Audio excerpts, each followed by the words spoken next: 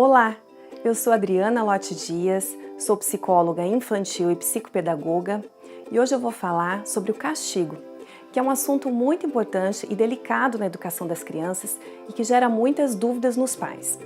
Será que o castigo funciona?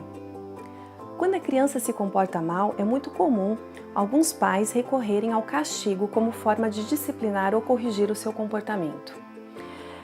Normalmente, o castigo acontece no momento em que os pais estão com muita fúria, no momento em que eles estão se sentindo bastante nervosos, de uma forma muito autoritária e impulsiva.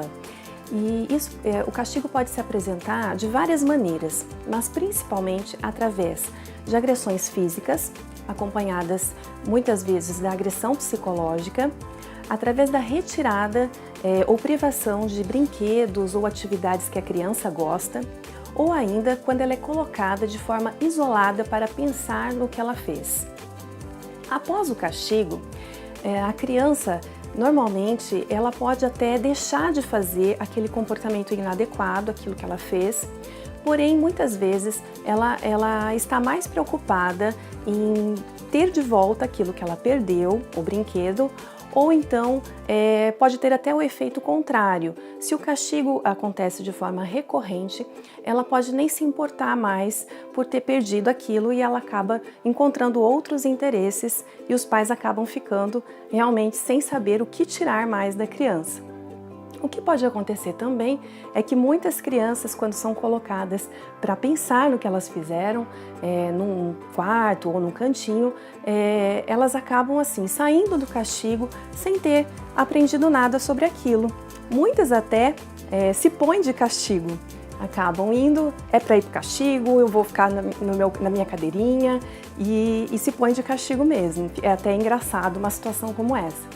Mas é muito importante que, se a gente quer modificar o comportamento de uma forma eficiente, fazer com que as crianças reparem o erro que ela teve, as chances de nós conseguirmos isso aumentam muito mais quando nós aplicamos uma correção que esteja conectada com a ação que a criança teve, com o seu erro, numa forma coerente, numa reação lógica. Então vamos pensar assim, quando a criança bate no irmão, machuca o irmão, não seria a atitude mais adequada eu retirar o videogame ou eu bater na criança ou deixá-la para pensar sobre aquilo que ela fez? Porque isso não vai ensinar nada a ela sobre não bater mais no irmão. Então, qual seria a atitude mais adequada nessa situação?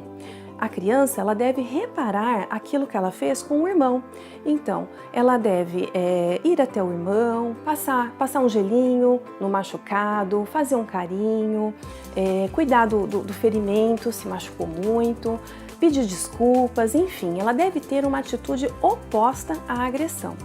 Quando nós agimos dessa forma, nós estamos aplicando uma consequência. Quando nós aplicamos as consequências, as crianças se tornam mais responsáveis por suas atitudes. Veja bem, se existe uma regra, e a regra é clara, de que após os deveres da escola eu posso brincar com os meus colegas ou jogar videogame, então se a criança naquele dia ela não está querendo fazer a tarefa, está dando trabalho para fazer a tarefa da escola, o que nós podemos fazer? O que nós podemos falar para ela? Olha, filho, o que você acha? O que você prefere? Terminar a tarefa, fazer agora a tarefa e depois ficar livre para brincar e fazer o que você quer? Ou então você vai ficar com essa tarefa, amanhã a professora vai dar outra tarefa, você vai ficar com duas tarefas e você só vai poder voltar a brincar e a fazer as coisas que você gosta depois que as tarefas normalizarem. O que você prefere? Assim, colocando essa situação, a criança é colocada numa experiência de fazer escolhas, que eu já falei em outros vídeos e até mesmo em outros posts, que é colocar a criança para fazer as escolhas e avaliar as consequências. Nós estamos ensinando também, então, sobre consequências. A intenção desse vídeo é mostrar que existem caminhos para corrigir os comportamentos das crianças que não seja o castigo. E esse caminho é aplicar as consequências. Eu sei que muitas vezes a aplicação de consequências não é algo muito fácil de fazer, porque exige a gente pensar, a gente ser criativo também. Porque muitas vezes a gente fica pensando assim, é melhor aplicar o castigo porque culturalmente isso é mais fácil de fazer. A gente já sabe, deixar a criança de castigo, apanhar, ficar sem algum brinquedo. Mas é muito importante que a gente pense que quando a gente coloca a criança numa situação em que ela vivencia o resultado da sua ação, ela aprende, ela ganha com isso e a gente também ganha com isso. A nossa relação se fortifica, não há aquele distanciamento como ocorre no castigo e tudo melhora pra gente e com as crianças também. Então, a prática do castigo, ela não funciona como prática educativa. Se você gostou desse vídeo, deixe seu comentário e compartilhe com seus amigos. Muito obrigada e até o próximo vídeo.